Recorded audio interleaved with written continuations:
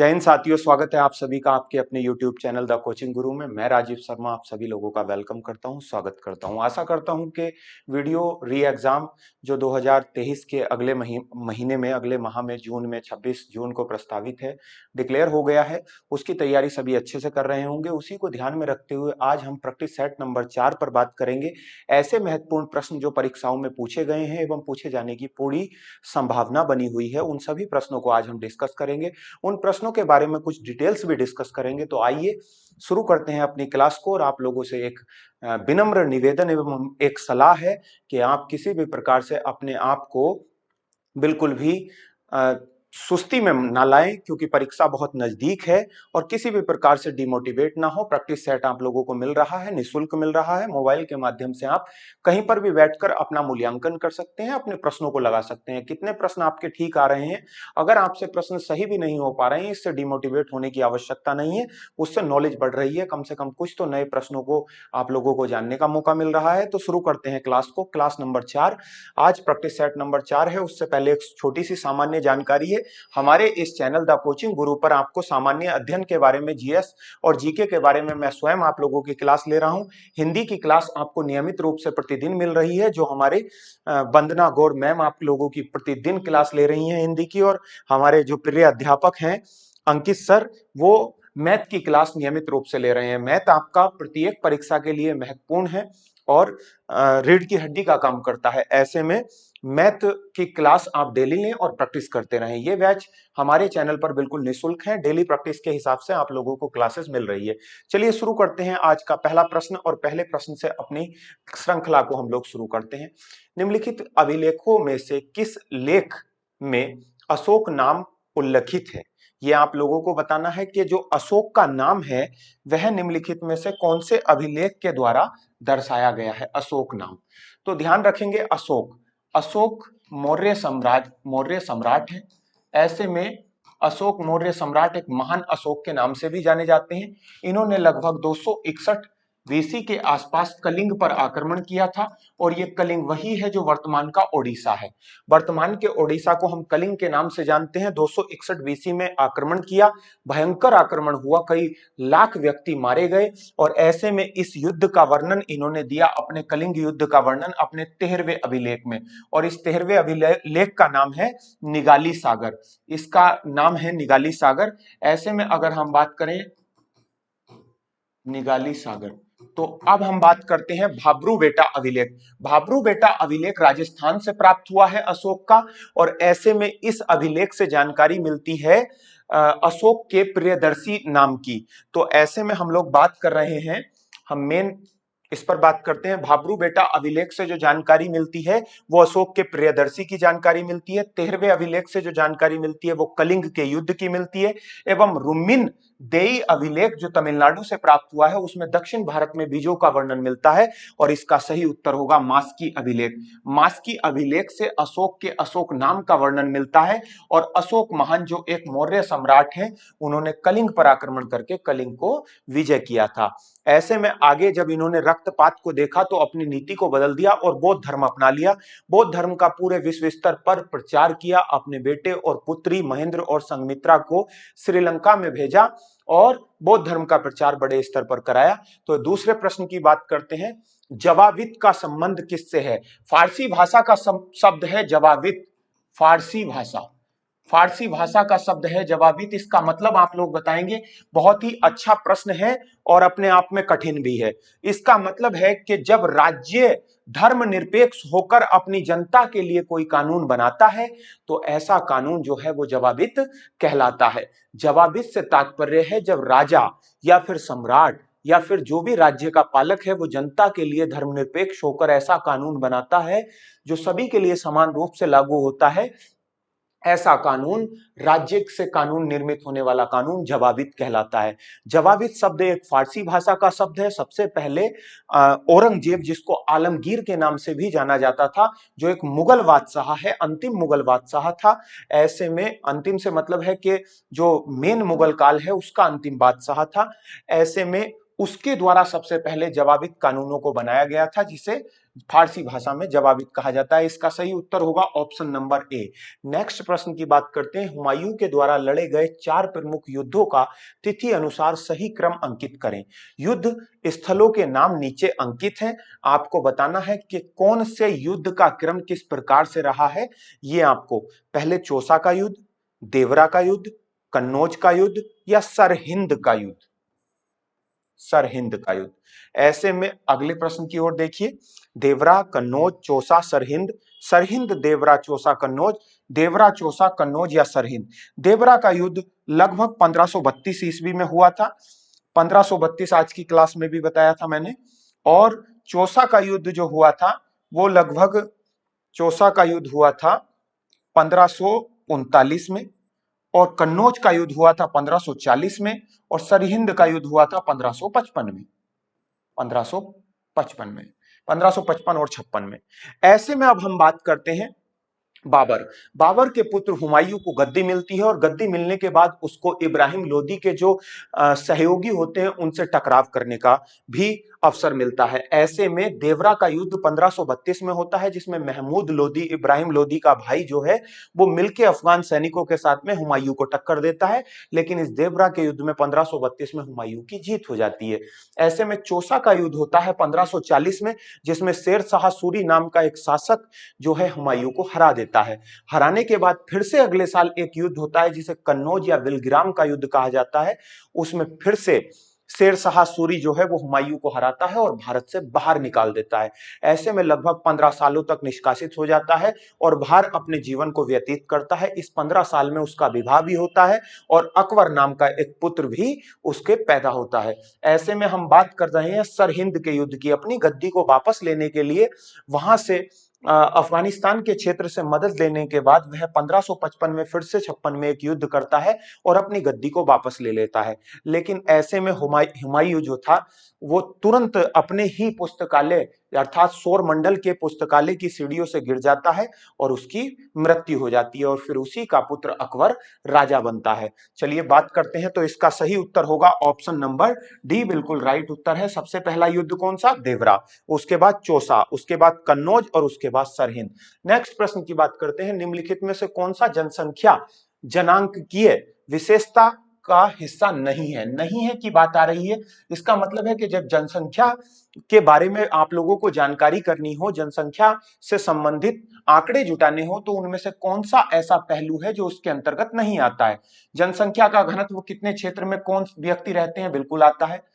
लिंग अनुपात बिल्कुल आता है, महिलाओं का लिंग अनुपात पुरुषों के लिंग अनुपात के कितने समान है कि बराबर है कि कम है। ग्रामीण शहरी जनसंख्या दोनों आती है, लेकिन रहन सहन का स्तर इसमें नहीं आता है। रहन सहन से मतलब नहीं होता है, रहन सहन के स्तर में नहीं आता है। एक व्यक्ति जो झुग्गी झोपड़ी में रह रहा है, उसके 4 बच्चे हैं, वो भी जनसंख्या में अपनी भागीदारी निभा रहा है, और एक जो महल में रह रहा है वो भी जनसंख्या के हिसाब से एक पीपल में ही काउंट हो रहा है, एक व्यक्ति के रूप में। आगे बात करते हैं, अगर कोई धन विधेयक लोकसभा द्वारा स्वीकृत हो जाए तो राज्यसभा इसे अधिक से अधिक कितने दिन रोक सकती है? तो ध्यान रखना है, धन विधेयक की बात आ रही है। ऐसे में अगर आपसे पूछा जाए कि धन विधेयक कौन से आर्टिकल में होता है, तो आर्टिकल नंबर 110 में होता है। और जब ये धन विधेयक केवल और केवल, ये भी ध्यान रखना, धन विधेयक केवल लोकसभा में प्रस्तुत किया जाता है, लेकिन ये राज्यसभा में आर्टिकल 109 के अंतर्गत मात्र 14 दिन के लिए जाता है, और ये 14 दिन के लिए राज्यसभा में जाता है।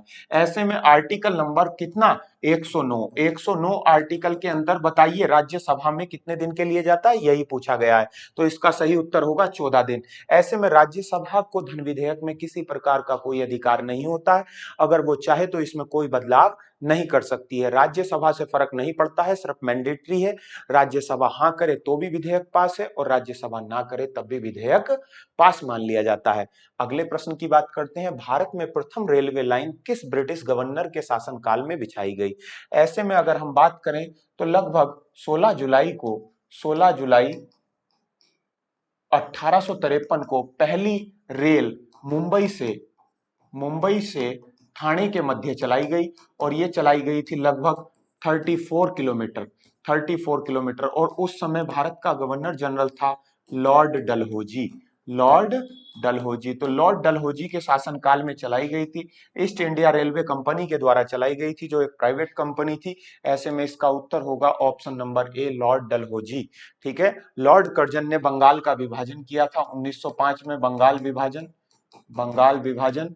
ऐसे में लॉर्ड वेलेजली के द्वारा सहायक संधि की स्थापना की गई थी 1798। सहायक संधि, सहायक संधि। तो सहायक संधि को स्वीकार करने वाला पहला राज्य, फर्स्ट राज्य, ये भी आप लोगों से पूछा जाता है। तो सबसे पहला राज्य सहायक संधि को जो स्वीकार करने वाला था वो था सतारा। ठीक है, आगे बात करते हैं। नेक्स्ट, बिरसा मुंडा का कार्य क्षेत्र कौन सा है? बिरसा मुंडा एक जनजातीय व्यक्ति थे। इन्होंने ब्रिटिश कालीन भारत में अपना महत्वपूर्ण योगदान दिया एवं जनजाति के आंदोलनों का नेतृत्व किया, और इन्होंने कहा कि ठाकुर महाराज ने मुझे दिव्य शक्ति दी है और आप सभी लोगों का उद्धार करने के लिए मुझे भेजा है, इसलिए आप सभी जनजाति के लोग मेरा सपोर्ट करें ताकि मैं अंग्रेजों के खिलाफ मोर्चा खोल सकूं और लड़ सकूं। ऐसे में छापामार युद्ध पद्धति को इन्होंने अपनाया और अंग्रेजों को बहुत परेशान किया। अंग्रेजों को मारते थे और वन में भाग जाते थे। अंग्रेज इन्हें ढूंढते रहते थे। जब अंग्रेज बहुत परेशान हो गए तो अंग्रेजों ने इनके ऊपर इनाम रख दिया और फाइनली 1899 में पुलिस कस्टडी के अंदर, जेल के अंदर इनकी मृत्यु हो गई। ये झारखंड के रांची से संबंध रखते थे और वहीं के आंदोलनों में इन्होंने महत्वपूर्ण भूमिका निभाई।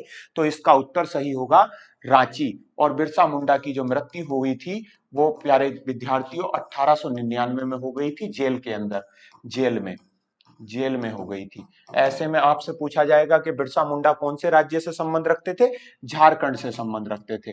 और जो झारखंड राज्य है, ये भी मैं आपको बता दूं कि झारखंड राज्य 1 नवंबर वर्ष 2000 को मध्य प्रदेश से अलग किया गया, एमपी से अलग किया गया, एमपी से अलग किया गया। ऐसे में इसकी राजधानी रांची है। नेक्स्ट बात करते हैं, निम्नलिखित में से किसने बड़ी बुद्धिमानी के साथ अलीपुर षड्यंत्र मामले में अरविंद घोष का बचाव किया था? में अरविंद घोष का बचाव किया था। बिल्कुल, अरविंद घोष का बचाव जो किया था वो किसने किया था वकील के रूप में, आप लोगों को बताना है। देखिए, अलीपुर षड्यंत्र मामला क्या है, इसके बारे में थोड़ा सा जान लेते हैं। वर्ष था 1908। 1908 में रास बिहारी बोस, रास बिहारी बोस और खुदीराम बोस, रास बिहारी बोस और प्रफुल्ल चाकी, प्रफुल्ल चाकी, ऐसे में इन सभी ने मिलकर बम गिरने की एक योजना बनाई और बिहार के अंदर, बिहार के मुजफ्फरपुर, मुजफ्फरपुर, मुजफ्फरपुर के अंदर बिहार के एक जिला जज थे और उस जिला जज का नाम था मिस्टर कनेडी। कनेडी के ऊपर इन्होंने बम गिरने की एक योजना बनाई। ध्यान से सुन लेना, अलीपुर षड्यंत्र मामला 1908 में रास बिहारी बोस, प्रफुल्ल चाकी और इनके साथ में अन्य व्यक्ति थे, अरविंद घोष जैसे व्यक्ति भी थे। बिहार के मुजफ्फरपुर के जिला जज कनेडी के ऊपर इन्होंने बम गिरने की एक योजना बनाई। बम गिरा, लेकिन बम जो गिरा वो उसकी बग्गी पर गिर गया, उसमें कनेडी तो बच गया लेकिन उसकी पत्नी और बेटी की मृत्यु हो गई। ऐसे में ब्रिटिश कालीन अधिकारी के ऊपर बम गिरना अपने आप में बहुत बड़ी बात है। ऐसे में प्रफुल्ल चाकी ने आत्महत्या कर ली और रास बिहारी बोस को फांसी पर लटका दिया गया। इसमें अरविंद घोष भी षड्यंत्र में आ गए, लेकिन उनका बचाव उस समय के वकील चितरंजन दास के द्वारा किया गया। इस मामले में लगभग 37 लोगों के खिलाफ मुकदमा दायर किया गया था और एफआईआर दर्ज हुई थी इन सबके नाम। ऐसे में चितरंजन दास के द्वारा अरविंद घोष का बचाव किया गया था। ये बहुत ही महत्वपूर्ण प्रश्न है। नेक्स्ट बात करते हैं, कैबिनेट मिशन भारत आगमन के समय राष्ट्रीय कांग्रेस के अध्यक्ष कौन थे? राष्ट्रीय कांग्रेस की बात चल रही है। अगर कांग्रेस की स्थापना आपसे पूछी जाए तो स्थापना 1885 में ग्वालियर टैंक बंबई के अंदर हुई थी। ऐसे में हम बात करते हैं, जब भारत में कैबिनेट मिशन आया तो भारत में कैबिनेट मिशन की अगर हम बात करें तो कैबिनेट मिशन आया था 24 मार्च 1946 और 1946 को आने के बाद ही इसी ने यहां पर मान्यता दी थी। और मान्यता किसकी दी थी? संवैधानिक सभा की, संवैधानिक सभा। तो भारत में संवैधानिक सभा बनाने की मान्यता किसने दी थी? Cabinet mission. प्रश्न आता है, संवैधानिक सभा का निर्माण किसको जाता है श्रेय? कैबिनेट मिशन को। जब कैबिनेट मिशन आया था उस समय मौलाना अबुल कलाम आजाद जो थे कांग्रेस के अध्यक्ष के रूप में कार्य कर रहे थे। अगला प्रश्न है दोस्तों, एक एक प्रश्न महत्वपूर्ण है, लगाते रहिएगा, बैठे रहिएगा, बिल्कुल स्किप मत कीजिएगा, ध्यान रखिएगा। भारतीय संविधान में संशोधन के लिए विधेयक लाया जा सकता है। भारतीय संविधान संशोधन की बात चल रही है तो ध्यान रखेंगे भारतीय संविधान जो संशोधन है वो संशोधन की प्रक्रिया जो है वो दक्षिण अफ्रीका से ली गई है। दक्षिण अफ्रीका। अब दक्षिण अफ्रीका की राजधानी आपको बतानी है क्या है। संशोधन हमारे संविधान के भाग नंबर 18 के अंतर्गत आता है, भाग नंबर 20 के अंतर्गत आता है और भाग नंबर 20 में संविधान संशोधन है। कितने प्रकार के होते हैं? 3 प्रकार के होते हैं। ठीक है, ध्यान रखना, साधारण, विशेष और बहुविशेष। ऐसे में हम बात करते हैं ये कौन से सदन में लाया जाता है अगर संविधान संशोधन विधेयक हो, तो ध्यान रखना या तो लोकसभा में या राज्यसभा में, दोनों में लाया जा सकता है संविधान संशोधन विधेयक। लेकिन केवल लोकसभा की अगर बात चल रही है तो धन विधेयक जो होता है वो केवल लोकसभा में लाया जाता है, ध्यान रखना। लेकिन संविधान संशोधन विधेयक की बात चल रही है तो या तो लोकसभा में या राज्यसभा में। ऑप्शन नंबर सी बिल्कुल राइट जवाब है। भारत का क्षेत्रफल संसार के क्षेत्रफल का 2.42% है, परंतु इसकी संपूर्ण मानव जाति की 16.5% जनसंख्या है, संपूर्ण मानव जाति की 17.5% जनसंख्या है, संपूर्ण मानव जाति की 18 या 28। तो ध्यान रखना भारत जो है वो जनसंख्या के क्षेत्र में, जनसंख्या के हिसाब से अब वर्तमान में प्रथम स्थान पर हो गया है, प्रथम स्थान पर। अब सेकंड स्थान पर चीन आ गया है। तो ध्यान रखना ये 2011 के आंकड़े के अनुसार है 17.5। इसका ऑप्शन नंबर बी बिल्कुल सही होगा 17.5। लेकिन ध्यान रखना ये 2011 के अनुसार है। अब वर्तमान में 11 से लेकर 10 साल और हो गए हैं, 12 साल। ऐसे में प्रथम स्थान पर आ गया है भारत, चाइना को पीछे छोड़ दिया है। लेकिन अगर क्षेत्रफल की हम बात करें तो क्षेत्रफल 2.42 के प्रतिशत के आसपास है और क्षेत्रफल के आधार पर भारत का 7वां स्थान है, 7वां स्थान। तो ऐसे में प्रश्न आता है कि 7वां स्थान भारत का है तो प्रथम स्थान किसका है? तो 1 2 3 4 5 6 और 7। तो नंबर 1 पर आता है सबसे पहले रूस, उसके बाद दूसरे नंबर पर आता है कनाडा, तीसरे नंबर पर आता है चीन और चौथे नंबर पर आता है ब्राजील, चौथे नंबर पर आता है अमेरिका, चौथे नंबर पर आता है अमेरिका, पांचवें नंबर पर आता है ब्राजील और छठे नंबर पर आता है ऑस्ट्रेलिया और फिर आता है 7वें नंबर पर आपका अपना प्यारा भारत। तो भारत नंबर 7 पर आता है। अगर आपसे क्रम पूछ लिया जाए तो कभी कभी ये क्रम भी याद नहीं रहता है छात्रों की और गड़बड़ कर देते हैं, जो चीज आसान होती है अक्सर वही गलत हो जाती है। नंबर 1 रूस, कनाडा, चीन, अमेरिका, ब्राजील और ऑस्ट्रेलिया और भारत। इसका सही उत्तर 17.5। कौन सी महत्वपूर्ण घटना जलियांवाला बाग नरसंहार के तुरंत पूर्व घटी थी? पूर्व की बात चल रही है यानी कि पहले। तो ध्यान रखना पहले अर्थात 1919 में रोलेक्ट एक्ट आया था, रोलेक्ट एक्ट। तो रोलेक्ट एक्ट 1919 में आया। उसके बाद 13 अप्रैल 1919 को 13 अप्रैल 1919 को एक घटना घटी जिसको जलियांवाला बाग हत्याकांड कहा जाता है। ध्यान से सुन लेना, जलियांवाला बाग, जलियांवाला बाग हत्याकांड। ऐसे में 13 अप्रैल को जलियांवाला बाग हत्याकांड हुआ। तो इसका मतलब है कि जलियांवाला बाग से पहले कौन सी घटना हुई थी आप लोगों को बतानी है। रोलेक्ट एक्ट आया था, सर सिडनी रोलेक्ट की अध्यक्षता में आया था। ऐसे में रोलेक्ट एक्ट जो आया था वो 1919 में आया। उसके बाद जलियांवाला बाग हत्याकांड 13 अप्रैल 1919 को हुआ और ये असहयोग आंदोलन 1920 से लेकर 1922 तक चला, 1922 तक। ऐसे में सांप्रदायिक अवार्ड की अगर हम बात करें तो 1932 में हुआ ये, डॉक्टर BR अम्बेडकर के नेतृत्व में साइमन कमीशन 1927 में बना था और 1928 में भारत आया था, 1928 में भारत। तो ये इन सभी का क्रम है। लेकिन बात चल रही है हमारे जलियांवाला बाग की, तो ध्यान रखना। नेक्स्ट बात करते हैं, तिब्बत में मानसरोवर झील के पास नदी का स्रोत है वह है। तिब्बत मानसरोवर झील, बहुत अच्छा प्रश्न है, ध्यान पूर्वक सुन लीजिएगा। ये है हमारा प्यारा भारत और ऐसे में हम लोग बात कर रहे हैं यहां पर, ये है तिब्बत। तो ऐसे में तिब्बत का मानसरोवर, ये है मानसरोवर झील। अब ऐसे में यहां से निकलती हैं 3 नदियां। नंबर 1 पर सिंधु जो दमचौक से प्रवेश करती है और चिल्लास से निकलकर अरब सागर में जाकर गिर जाती है। ऐसे में ये लगभग जो है 2880 किलोमीटर की दूरी बनाती है और ये 2880 किलोमीटर की दूरी भारत में केवल 1114 के आसपास यानी कि 1114 किलोमीटर के आसपास दूरी बनाती है। अब हम बात करते हैं, यहीं से निकलती है एक और नदी जिसका नाम है सतलज नदी और सतलज नदी ऐसे में आकर मिल जाती है किससे? सिंधु नदी से। और सतलज नदी की अगर लंबाई की हम बात करें तो सतलज नदी की लंबाई है भैया 1500 किलोमीटर, 1500 किलोमीटर के आसपास, और यहीं से एक 80 किलोमीटर मानसरोवर के पास से निकलती है चोमायुंगडुंग ग्लेशियर से, और अरुणाचल प्रदेश में प्रवेश करती है तिब्बत से होती हुई। तिब्बत में इसको सांगपो के नाम से जाना जाता है, अरुणाचल प्रदेश में दिहांग के नाम से जाना जाता है, और असम में इसको ब्रह्मपुत्र के नाम से जाना जाता है। और जैसे ही ये बांग्लादेश में प्रवेश करती है इसको जमुना के नाम से जाना जाता है, और जैसे ही ये गंगा में मिलती है इसे मेघना के नाम से जाना जाता है, और ये जाकर गिरती है बंगाल की खाड़ी में, और बंगाल की खाड़ी में ये टोटल दूरी बनाती है 2900 किलोमीटर। 2900 किलोमीटर, 915 किलोमीटर ये भारत में बहती है, ध्यान रखना। तीन नदियां निकलती हैं यहां से, इसका मतलब है ब्रह्मपुत्र, सतलज, सिंधु, उपरोक्त सभी तीनों की तीनों नदियां मानसरोवर झील के पास से निकलती हैं। बहुत बेहतरीन क्लास है, ध्यान रखना, पढ़ते रहना। कौन सा अनुच्छेद राज्य की सरकारों को ग्राम पंचायत संगठित करने का निर्देश देता है? देखिए, राज्य की सरकारों का नेतृत्व है कि वह भाग नंबर 4 के अंतर्गत, जिसमें कहा गया है डीपीएसपी।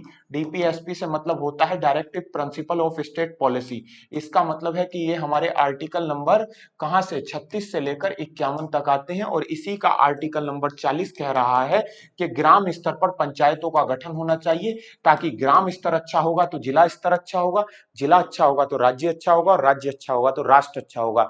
ऐसे में सबसे पहले गांधी जी ने भी कहा था कि भारत की आत्मा गांव में निवास करती है, गांव में डेवलपमेंट बहुत ही जरूरी होना चाहिए, इसलिए पंचायत राज्य का कर्तव्य है कि राज्य एक वेलफेयर स्टेट बनाने के लिए, एक अच्छा राज्य बनाने के लिए सबसे पहले ग्राम स्तर पर पंचायतों की बेहतरीन व्यवस्था करेगा। इसका सही उत्तर होगा ऑप्शन नंबर बी, 40 आर्टिकल। ध्यान रखेंगे, आर्टिकल 32 कहता है संवैधानिक उपचारों का अधिकार। अगर आपके किसी भी संवैधानिक उपचारों का अधिकार, आपके किसी भी अधिकारों को हनन किया जा रहा है, तो ऐसे में आप आर्टिकल 32 के अंतर्गत उसका उपचार करा सकते हैं। कहां जाकर? आप सुप्रीम कोर्ट में जा सकते हैं, आर्टिकल 32। आप हाई कोर्ट में जा सकते हैं, आर्टिकल 200 नंबर 26। ठीक है। ऐसे में अनुच्छेद 48 आपका कह रहा है कि राज्य का कर्तव्य है कि वह वैज्ञानिक ढंग से, कौन से ढंग से? वैज्ञानिक ढंग से कृषि एवं पशुपालन को आगे बढ़ाएगा। कृषि प्लस पशुपालन। ऐसे में जो दुधारू पशु हैं उनको कटने से बचाएगा, और कृषि में नई नई तरीके की कृषि यंत्र, बीज, खाद, दवाएं एवं ऐसी नई नई फसलें लाएगा जिससे उर्वरक क्षमता बहुत बढ़े। नए नए पशुओं का आविष्कार करेगा उसके माध्यम से, जिससे अच्छे दुधारू पशु बन सके, जिससे दूध की मात्रा को बढ़ाया जा सके। अनुच्छेद 51 कहता है कि राज्य जो है अंतरराष्ट्रीय शांति व्यवस्था को स्थापित करेगा ताकि एक अच्छे राष्ट्र का निर्माण हो सके। आगे बात करते हैं, इसका उत्तर मैंने दे दिया है। पारिस्थितिकी संतुलन बनाने रखने के लिए न्यूनतम वन आवरण कितना है? 1952 वन्य अधिनियम के अंतर्गत भी ये बात की गई है कि लगभग 33% भूमि पर वन होने चाहिए, जिससे एक अच्छा सिस्टम बन सके, वनों का एक अच्छा वन आवरण हो सके, तो अच्छी वातावरण होगा, अच्छा क्लाइमेट होगा, पर्यावरण बहुत ही शुद्ध होगा। वन लगभग 33% भूमि पर होने चाहिए। ठीक है दोस्तों, अगले प्रश्न का जवाब दो फटाफट। नेक्स्ट प्रश्न है, इसका बताइए, सीपीयू को कंप्यूटर का दिमाग भी कहा जाता है, आपको बताना है कि निम्नलिखित में से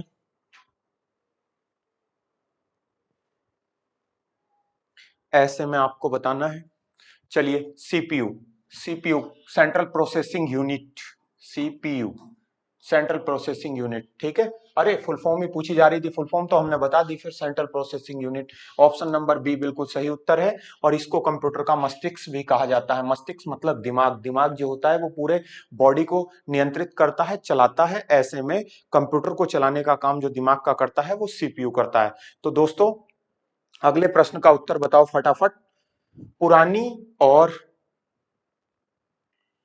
पुरानी और नष्ट प्राय लाल रक्त कणिकाएं अर्थात RVC, red blood cells, red blood cells कहां नष्ट होती हैं? तो अगर आपसे पूछा जाए कि रेड ब्लड सेल्स का निर्माण कहां होता है, तो आपको बताना है अस्थि मज्जा। और अगर इनकी मृत्यु की बात करें तो इनकी मृत्यु होती है प्लीहा में। ऐसे में प्लीहा, यकृत की अगर बात करें तो बॉडी का शरीर का सबसे बड़ा अंग होता है, शरीर का सबसे बड़ा अंग बोलो कौन सा होता है? सबसे बड़ा अंग होता है हमारा यकृत होता है। यकृत के अंदर प्रोथ्रोम्बिन और इस तरह के प्रोटीन बनते हैं जो ब्लड का थक्का बनाने में काम करते हैं। ध्यान रखना, भ्रूण अवस्था में जो निर्माण होता है आरबीसी का वो भी यकृत में ही होता है, केवल भ्रूण अवस्था में। ध्यान रखना, आरबीसी का निर्माण वैसे अस्थि मज्जा में होता है और मृत्यु प्लीहा में होती है, लेकिन यकृत में भ्रूण अवस्था में भी निर्माण होता है। मृदा अपरदन रोका जा सकता है। जो मृदा अपरदन होता है आपका, वो कैसे रोका जा सकता है, इस प्रश्न का जवाब आपको देना है। मृदा अपरदन को रोकने के लिए अधिक से अधिक वन लगाए जाएंगे, ठीक है, वनों को नहीं काटा जाएगा, वन नहीं काटे जाएंगे तो फिर मृदा अपरदन स्वयं ही रुक जाएगा। तो इसका सबसे अच्छा उपाय है वनों को अधिक से अधिक लगाएं ताकि मृदा अपरदन को रोका जा सके। तो वनारोपण द्वारा मृदा अपरदन को रोका जा सकता है। बहुत ही सरल और अच्छा प्रश्न है।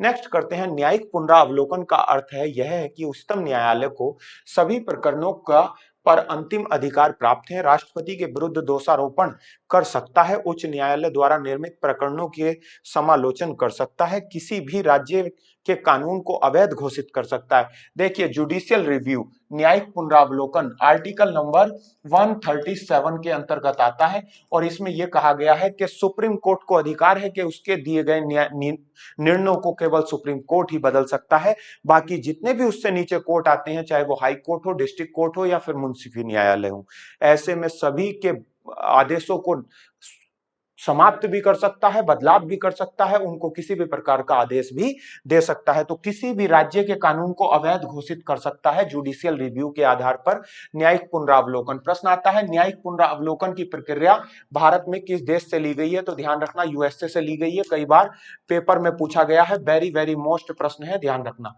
न्यायिक पुनरावलोकन की प्रक्रिया को कहां से लिया गया है? अमेरिका के संविधान से। आगे बात करते हैं, 1 रुपए के नोट पर हस्ताक्षर किसके होते हैं? दोस्तों 50 प्रश्न है, जल्दी से क्लास खत्म करनी, इसलिए थोड़ा स्पीड में पढ़ा रहे हैं। जब थोड़े प्रश्न होंगे तो बहुत आराम से और विस्तृत रूप से समझाएंगे। 1 रुपए के नोट पर हस्ताक्षर किसके होते हैं? ध्यान रखना, 1 रुपए को छोड़कर बाकी सभी जितने भी नोट होते हैं, बाकी सभी नोट जो होते हैं उन सबको आरबीआई के द्वारा जारी किया जाता है। आरबीआई की स्थापना की अगर हम बात करें तो 1 अप्रैल 1935 को इसकी स्थापना हुई थी और इसकी स्थापना में डॉक्टर बी.आर. अंबेडकर का सबसे ज्यादा महत्वपूर्ण योगदान था। इसका हेडक्वार्टर बंबई में था और इसके बाद में आरबीआई की समिति जो थी वो यंग हिल्टन समिति के आधार पर बनी थी। यंग हिल्टन समिति की रिपोर्ट के आधार पर ही ये बनी थी। इसके प्रथम गवर्नर की अगर हम बात करें तो इसके प्रथम गवर्नर थे एस बॉर्न स्मिथ इसके पहले अंग्रेज गवर्नर थे। और अगर पूछा जाए कि पहले भारतीय गवर्नर कौन थे, तो पहले भारतीय गवर्नर थे सीडी देशमुख 1942 में इसके पहले भारतीय गवर्नर बने थे। बहुत अच्छा प्रश्न है और इसमें है कि वो जो 1 रुपए पर हस्ताक्षर होता है वो वित्त मंत्रालय के सचिव के होते हैं, वित्त मंत्रालय के सचिव के। बाकी सभी नोटों पर जो हस्ताक्षर होते हैं वो गवर्नर के होते हैं, ठीक है, ध्यान रखना। नेक्स्ट बात करते हैं, निम्न में से परजीवी पौधे कौन से होते हैं? परजीवी से मतलब होता है जो अपना भोजन स्वयं बनाते हैं, ऐसे पौधों को परजीवी पौधा कहा जाता है। ऐसे में एक आपने देखा होगा कुछ ग्रामीण क्षेत्रों में, जैसे कि बबूल के पेड़ पर और अरंडी के पेड़ पर कुछ एक बेल होती है हरी और जो ऊपर उसके लिपटी रहती है, जिसकी कोई भी कहने का मतलब है जड़ नहीं होती है। इसको एरोपोनिक्स भी कहा जाता है, हवा में पौधों को उगाने की प्रक्रिया, इसको अमर बेल कहा जाता है, ठीक है, अमर बेल।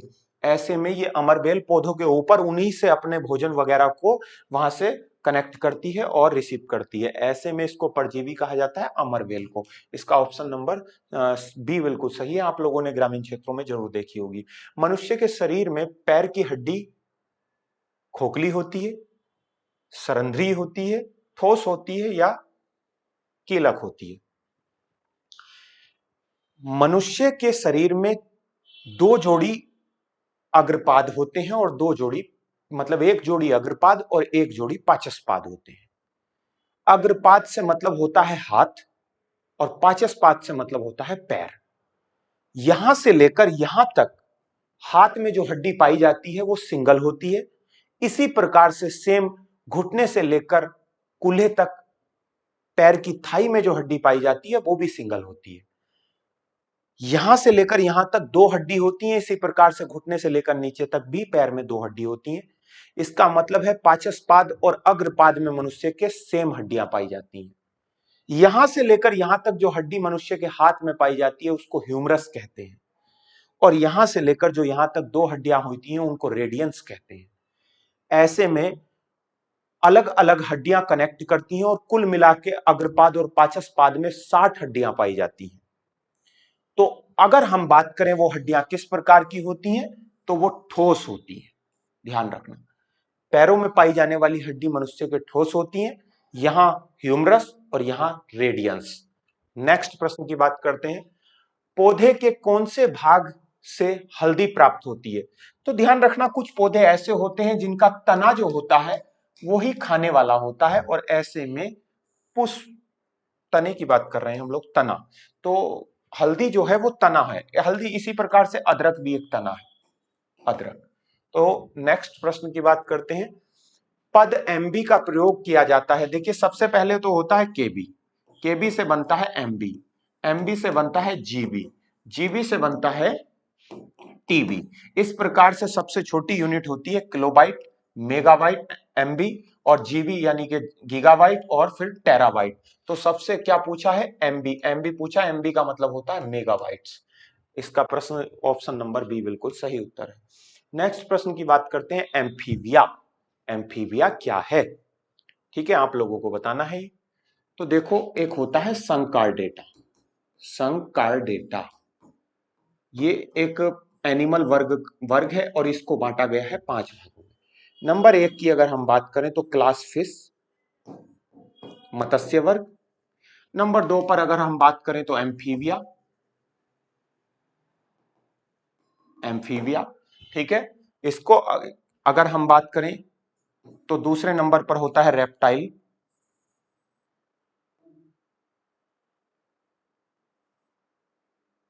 रेप्टाइलन, और तीसरे नंबर पर होता है एवीज, चौथे नंबर पर, और फिर होता है मैमल्स, मैमल्स। तो इस प्रकार से संकार्डेटा जो एक एनिमल वर्ग है उसको 5 भागों में बांटा जाता है, क्लास फिश, मत्स्य वर्ग, एम्फीबिया उभयचर, रेप्टाइल्स स्तनपाई, और इसी प्रकार से एवीज पक्षी वर्ग, और मैमल्स जो है स्तनपाई होते हैं। ठीक है, ये एम्फीबिया और रेप्टाइल्स, इनको अलग अलग नाम से जाना जाता है। ऐसे में हम बात कर रहे हैं एम्फीबिया। तो एम्फीबिया वह जानवर होते हैं जो जल में भी रहते हैं और स्थल पर भी आ जाते हैं, जल में भी होते हैं और स्थल पर भी आ जाए। तो केवल जल ही में नहीं रह सकते हैं, बहुत तेजी से चलते हैं, जल और स्थल दोनों में रहते हैं। ध्यान रखना, ऐसे जो जानवर होते हैं वो क्या कहलाते हैं? एम्फीबिया कहलाते हैं। निम्नलिखित में से किस विटामिन में कोबाल्ट होता है? तो कोबाल्ट जो होता है वो साइनोकोबालामिन, साइनोकोबालामिन। ठीक है, विटामिन बी 12 के अंदर होता है। विटामिन बी 1 को कहते हैं थायमीन, थायमीन। ऐसे में पायरोडॉक्सिन, पायरोडॉक्सिन और फ्लेक्विनोन, ऐसे में अलग अलग नाम से इनको जाना जाता है। Riboflavin, riboflavin, riboflavin, riboflavin vitamin B 2 को कहा जाता है, और पायरोडॉक्सिन जो कहा जाता है, पायरोडॉक्सिन कहा जाता है विटामिन बी 6 को। तो B 6 vitamin pyridoxine, B 2 vitamin riboflavin, B 1 thiamine, और बी 12 साइनोकोबालामिन। इसका मतलब है कि विटामिन में कोबाल्ट पाया जाता है साइनोकोबालामिन में। नेक्स्ट प्रश्न, गन्ने में, गन्ने में लाल सड़न रोग किसके कारण होता है? तो लाल सड़न रोग एक बहुत ही फफूंद नाशक बीमारी है जो गन्ने के अंदर पाई जाती है, मुख्यतः पाई जाती है, किसान लोग इसको जानते हैं। गन्ने को जब काटते हैं तो अंदर से लाल निकलता है, ये एक फफूंदी बीमारी है जो फफूंद के कारण होती है। नेक्स्ट प्रश्न की बात करते हैं, भारतीय सब्जी अनुसंधान संस्थान कहां पर है? तो भारतीय सब्जी अनुसंधान की बात चल रही है, ऐसे में यह है बनारस के अंदर। बनारस में भारतीय सब्जी सब्जी अनुसंधान केंद्र है। और बनारस का आप लोगों को प्राचीन नाम बताना है, क्या है? सेब को फल कौन सा खाने योग्य होता है? बीज होता है, फल भित्ति होता है, गूदेदार पुष्पासन होता है, फल का भारी भाग होता है। तो गूदेदार पुष्पासन जो होता है उसी को खाया जाता है। और ध्यान रखना, फल को जो है जूठा फल भी कहा जाता है, जूठा फल, जूठा फल सेब को कहा जाता है, इसके बीज को जूठा फल के रूप में जाना जाता है। नेक्स्ट बात करते हैं, निम्नलिखित में से ऊर्जा का कौन सा स्रोत व्यवसायिक स्रोत नहीं है? व्यापारिक स्रोत नहीं है। पेट्रोलियम है, परमाणु ऊर्जा, प्राकृतिक गैस, बायोगैस नहीं है।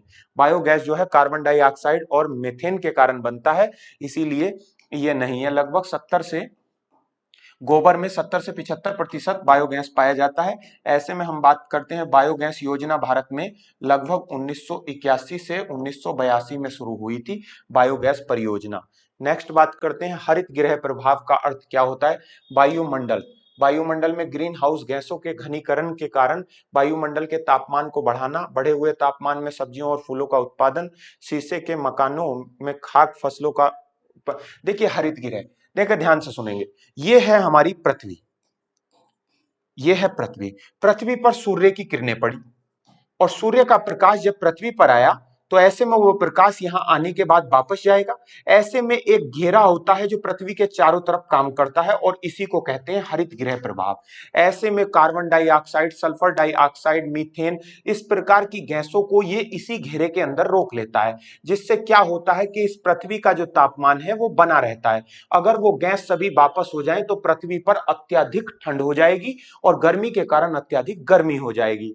तो ध्यान रखना, इसीलिए पृथ्वी पर सूर्य के बाद में प्रकाश का तापमान बना रहता है, जिससे यहां पृथ्वी का तापमान नियंत्रित रहता है। इसी को हरित गृह प्रभाव कहते हैं।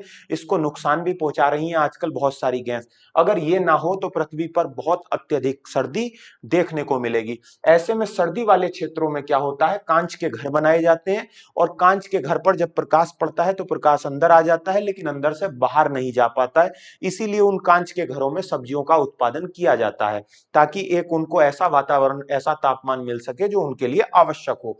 तो इसमें हरित गृह प्रभाव का मतलब है वायुमंडल में ग्रीन हाउस गैसों के घनीकरण के कारण वायुमंडल के तापमान को बढ़ाना। बिल्कुल, तापमान को बढ़ाया जाता है। ऑप्शन नंबर ए बिल्कुल सही उत्तर है इसका, ध्यान पूर्वक पढ़ लीजिएगा। नेक्स्ट बात करते हैं, भारतीय वन्य जीव संस्थान कहाँ है। बहुत ही साधारण और अच्छा सा प्रश्न है, देहरादून में है, भारतीय उत्तराखंड में, देहरादून उत्तराखंड। नेक्स्ट बात करते हैं, भारत के अधिकांश वन्य जीव संरक्षित क्षेत्र कहां पर है। तो देखो, जहां पर भी भारत के अधिकांश वन्य जीव संरक्षण क्षेत्र हैं वो घने वन एवं पहाड़ी क्षेत्रों में पाए जाते हैं, जहां पर लोगों का आवागमन ज्यादा नहीं होता है, दिक्कतें नहीं होती हैं, ट्रैफिक नहीं होता है, यातायात नहीं होता है, फैक्ट्रियां नहीं होती हैं एवं विभिन्न प्रकार की चीजें नहीं होती हैं जो उनको दिक्कत दें। पहाड़ी क्षेत्रों में तो इस तरह के उद्योग धंधे और ये सब भी नहीं होता है, लोगों का आवागमन भी कम होता है। इसीलिए पर्वतों और पहाड़ियों में सबसे ज्यादा पाया जाते हैं भारत के वन्य जीव संरक्षित क्षेत्र, जहां अत्यधिक वन होते हैं उन्हीं क्षेत्रों में। नेक्स्ट बात करते हैं, मदिरा के अतिशय सेवन से कौन क्या दिक्कत होती है। अगर जो लोग बहुत ज्यादा मदिरा पान करते हैं, दारू पीते हैं, ठीक है, दारू पीते हैं, ठीक, तो ध्यान रखना मदिरा, आर्टिकल नंबर 47 ये कहता है कि यदि राज्य के अंदर लोगों का पोषाहार गड़बड़ा गया है, दारू बहुत ज्यादा पीने लगे हैं, बीड़ी गुटखा पान मसाला इस तरह का सेवन करने लगे हैं, तो क्या करेगा राज्य, आर्टिकल 47 के अंतर्गत उन सभी चीजों पर तुरंत प्रतिबंध लगा देगा। लेकिन मदिरा के अत्यधिक सेवन से यकृत के अंदर सूषण रोग हो जाता है, जो बहुत खतरनाक होता है। यकृत हमारे शरीर की सबसे बड़ी ग्रंथि है, ये ध्यान रखना आप। ऐसे में कार्बन डेटिंग निम्न आयु के निर्धारण हेतु प्रयुक्त होती है। कार्बन डेटिंग विधि यानी कि C14, कार्बन 14, जिसके अंदर आप लोगों को पता है पुरानी चीजों के बारे में पता लगाया जाता है कि यह कितने साल की है। और पुरानी चीजों के अंदर क्या आता है, पौधे, चट्टाने या फिर जीवाश्म। तो जीवाश्म से तात्पर्य होता है सैकड़ों करोड़ों साल पहले दबे हुए चट्टानों के नीचे जो जीवाश्म होते हैं, जीव जंतु, पेड़ पौधे एवं सूक्ष्म जीव होते हैं, उनको जीवाश्म कहा जाता है, फ्यूसल कहा जाता है। उन्हीं से प्राकृतिक गैस, पेट्रोलियम, इन सब चीजों का निर्माण होता है, जीवाश्म से होता है। क्लियर है, तो जीवाश्म इसका सही उत्तर है। ऑप्शन नंबर ए बिल्कुल राइट जवाब है। उत्तर प्रदेश का सबसे बड़ा वन्य जीव बिहार कौन सा है। बहुत अच्छा प्रश्न है दोस्तों, इसको आप लोगों को बताना है। चंद्रप्रभा, किशनपुर, हस्तिनापुर, रानीपुर। हस्तिनापुर, मेरठ, बिजनौर, मुजफ्फरनगर, इतने सारे जिलों में ये फैला हुआ है और इसका उत्तर है हस्तिनापुर, गंगा नदी के किनारे है।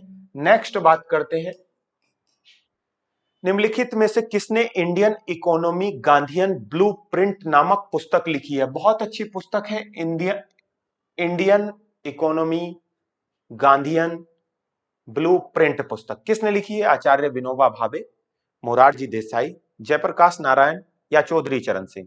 ये प्रश्न का उत्तर देना आप लोगों के लिए बहुत कठिन है, लेकिन इसका सही उत्तर है चौधरी चरण सिंह। चौधरी चरण सिंह हमारे देश के, अगर हम प्रथम की बात करें पीएम की, तो प्रथम पीएम हमारे देश के पीटी नेहरू थे, पीटी नेहरू। दूसरे नंबर के पीएम की अगर हम बात करें, सेकंड नंबर पर शास्त्री जी थे, उत्तर प्रदेश के मुगल सराय में जन्मे। तीसरे नंबर पर हमारे श्रीमती इंदिरा गांधी, प्रथम वुमेन इंदिरा गांधी, ठीक है, इंदिरा गांधी। ऐसे में हम बात करें चौथे नंबर पर मोरारजी देसाई, मोरारजी देसाई। और पांचवें नंबर के पीएम थे आपके चौधरी चरण सिंह। चौधरी चरण सिंह एकमात्र ऐसे पीएम थे जो कभी भी लोकसभा या संसद की बैठक में नहीं गए। हापुड़ में इनका जन्म हुआ था। वह हापुड़ जो पहले अलीगढ़ के क्षेत्र में आता था लेकिन अब वर्तमान में हापुड़ बन गया है, हापुड़ के क्षेत्र में चला गया है। वह नूरपुर के क्षेत्र में इनका जन्म हुआ था, नूरपुर जगह पड़ती है हापुड़ के अंदर। ऐसे में चौधरी चरण सिंह कभी लोकसभा नहीं गए, इसका सही उत्तर होगा चौधरी चरण सिंह। गेहूं की सिंचाई हेतु अति क्रांतिक अवस्था कौन सी है? देखो, गेहूं की सिंचाई अगर आप कर रहे हैं तो ये गेहूं की अवस्था है ताज निकलने की अवस्था, यानी कि जब दो से ज्यादा पत्ते हो जाते हैं तो गेहूं की सिंचाई करने का ये सबसे बेहतर, कल्ले निकलने की अवस्था बिल्कुल नहीं, गेहूं खराब हो जाएंगे।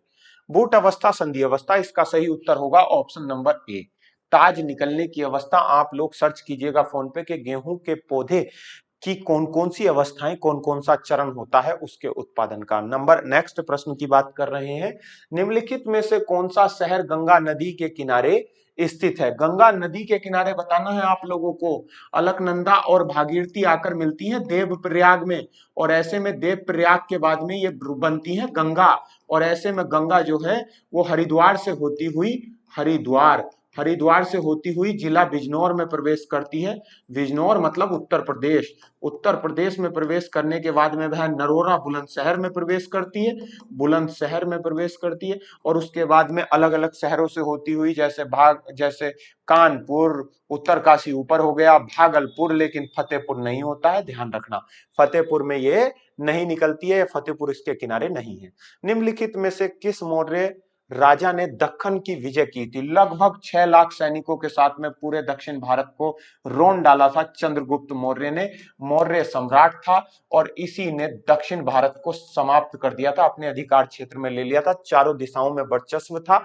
चंद्रगुप्त मौर्य, मैगस्थनीज नाम का सेल्यूकस निकेटर का राजदूत इनके दरबार में आया था और इंडिका नाम की पुस्तक में मौर्य साम्राज्य के बारे में विस्तृत रूप से चर्चा की। इनके प्रधानमंत्री और गुरु चाणक्य विष्णुगुप्त थे, कौटिल्य, इनको अलग अलग नाम से जाना जाता है, जो तक्षशिला विश्वविद्यालय के, जो सबसे प्राचीन विश्वविद्यालय है दुनिया का, उसके आचार्य थे। संस्कृत के प्रख्यात पंडित थे, जबरदस्त राजनीतिज्ञ थे। उनकी प्रमुख पुस्तक का नाम अर्थशास्त्र है।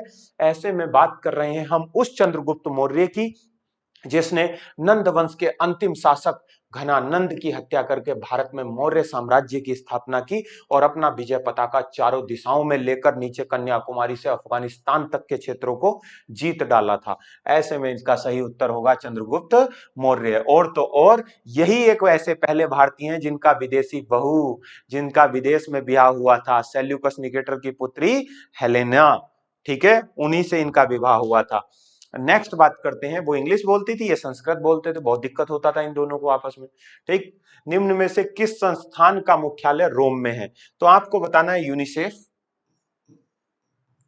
यूनिसेफ, यूनिसेफ की स्थापना 1945 में हुई थी। इसका मुख्यालय जो है वो न्यूयॉर्क में है।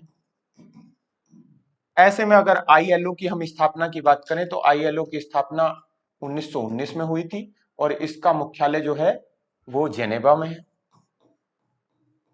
अगर हम बात करें एफएओ की, एफओ की स्थापना भी 1945 में हुई थी और इसका मुख्यालय रोम में है। और आईएफओ की अगर हम बात करें तो इसकी स्थापना लगभग 1958 में हुई थी, ध्यान रखना। तो इसका सही उत्तर होगा, मुख्यालय रोम में है, तो रोम में जो मुख्यालय है वो आईएफएओ का है, तो इसका सही उत्तर होगा एफएओ, ठीक। नेक्स्ट बात करते हैं, बैंक दर में वृद्धि सामान्यतः इस बात के संकेत हैं, ब्याज की बाजार दर के गिरने की संभावना।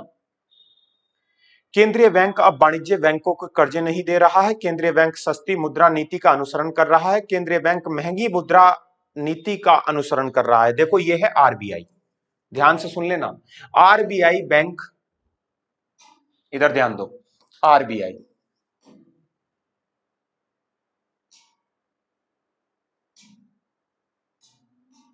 कौन सा बैंक है? RBI. RBI bank. RBI bank का क्या होता है, आरबीआई बैंक से बहुत सारे बैंक कनेक्ट होते हैं। ऐसे में आरबीआई बैंक जब इन बैंकों को लोन देता है तो उस पर एक दर लगाता है और उस दर को कहा जाता है आरआर, रेपो रेट। ठीक है, रेपो रेट के बाद जब इन बैंकों को वो दर देता है तो इन बैंकों से जब वो वापस लेता है अपना ऋण, तो ध्यान रखना उस पर लगाता है आरआरआर। तो जब ये ऋण देता है तो ज्यादा ब्याज पर देता है, और जब ये वापस लेता है तो कम ब्याज पर लेता है, इसलिए हमेशा आरआरआर से ज्यादा होती है। उसे कहते हैं रेपो रेट और इसे कहते हैं रिवर्स रेपो रेट। ठीक है, वापस। ऐसे में अगर आर आर अधिक होगी, मान लीजिए आर आर अधिक होगी, प्लस होगी, तो ऐसे में इन बैंकों का से जो कनेक्ट है वो है जनता, तो जनता को ये बैंक भी कैसा देंगे, प्लस अधिक दर देंगे। और जब अधिक दर देंगे तो बाजार में क्या हो जाएगा, बाजार में मुद्रा का अभाव हो जाएगा, और जब मुद्रा का अभाव हो जाएगा तो वस्तुओं की कीमत नीचे गिर जाएगी। तो इसका मतलब है कि केंद्रीय बैंक मुद्रा नीति का अनुसरण कर रहा है। महंगी मुद्रा, जब महंगी मुद्रा दे रहा है तो इसी का कारण है कि सामान्यतः इस बात के संकेत हैं। नेक्स्ट बात करते हैं, निम्नलिखित में से कौन सा भाग वनस्पति और जंतु दोनों ही कोशिकाओं में पाया जाता है। तो ध्यान रखना, कोशिका कला और कोशिका द्रव्य, जिसको प्रोटोप्लाज्म भी कहा जाता है, ऐसे में ये दोनों ही जंतु प्लस वनस्पति दोनों कोशिकाओं का भाग है। बहुत ही महत्वपूर्ण प्रश्न है, ध्यान रखना प्यारे दोस्तों। अगले प्रश्न की बात करते हैं, पढ़िए अगला प्रश्न कौन सा है, सभी लोग ध्यानपूर्वक पढ़ेंगे। वह कौन सा यौगिक है जो सफेद ठोस है और वायु में जल वाष्प को अवशोषित करता है। यौगिक बताना है, sodium nitrate, calcium chloride, sodium carbonate या कैल्शियम सल्फेट। इसका सही उत्तर होगा option number B, calcium chloride, calcium chloride. Next बात करते हैं, संयुक्त राष्ट्र अंतरराष्ट्रीय शांति सैनिक दिवस मनाया जाता है। संयुक्त राष्ट्र अंतरराष्ट्रीय, तो संयुक्त राष्ट्र की बात आ रही है यूएनओ, और यूएनओ की स्थापना आप लोगों को पता है 24 अक्टूबर 1945 को हुई थी। तो जाहिर सी बात है 24 अक्टूबर देखो कहीं को है क्या इसमें, नहीं है, तो इसका मतलब है कि मनाया जाता है 29 मई को। ठीक, चलो हो गया। नेक्स्ट, निम्न में से किसने आयुष्मान भारत स्वास्थ्य अवसंरचना मिशन का शुभारंभ किया है। 2021 में नरेंद्र मोदी जी के द्वारा, भाइयों और बहनों के द्वारा इस मिशन का शुरुआत किया गया है। ठीक है, नेक्स्ट बात करते हैं, ये करंट अफेयर्स के सवाल हैं बहुत अच्छे। निम्नलिखित में से किस तिथि को विश्व विकास सूचना दिवस मनाया जाता है। विश्व विकास सूचना दिवस मनाया जाता है 24 अक्टूबर को।